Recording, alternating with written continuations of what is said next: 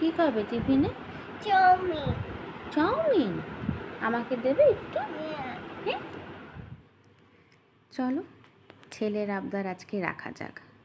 আজকে বানাবো vegetable chowmein.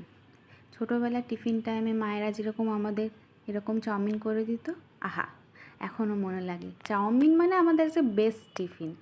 Chowmein যেদিন আমরা নিয়ে যেতাম মানে ভীষণ আনন্দ হতো।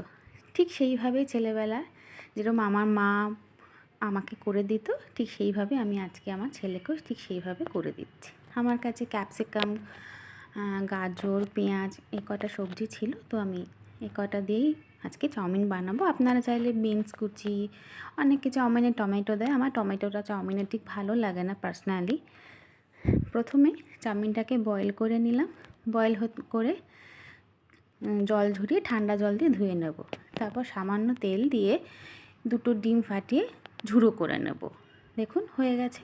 তারপর খুব সামান্য তেল দিয়ে আপনারা চাইলে একটু আদা কুচি, রসুন কুচি দিতে পারেন, তো আমি ওটা স্কিপ করে গেছি। খুব সিম্পলভাবে আজকে বানিয়েছি। গাজর, ক্যাপসিকাম এবং পেঁয়াজটা ভালো করে একটু ভেজে নিয়েছি।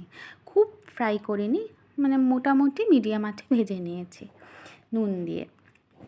আচ্ছা, আপনারা একটা কথা বলবেন, আমরা তো রেস্টুরেন্টে অনেক হাক্কা নুডলস, গ্রেভি হাক্কা নুডলস, অনেক রকমের চাউমিন খেয়ে থাকি।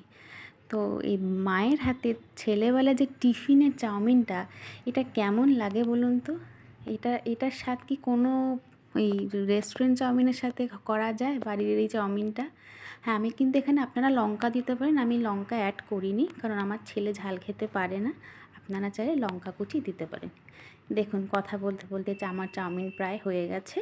আমি ছেলের টিফিন সাজিয়ে দিচ্ছি সামান্য একটু সস দিয়ে। Ready, tata.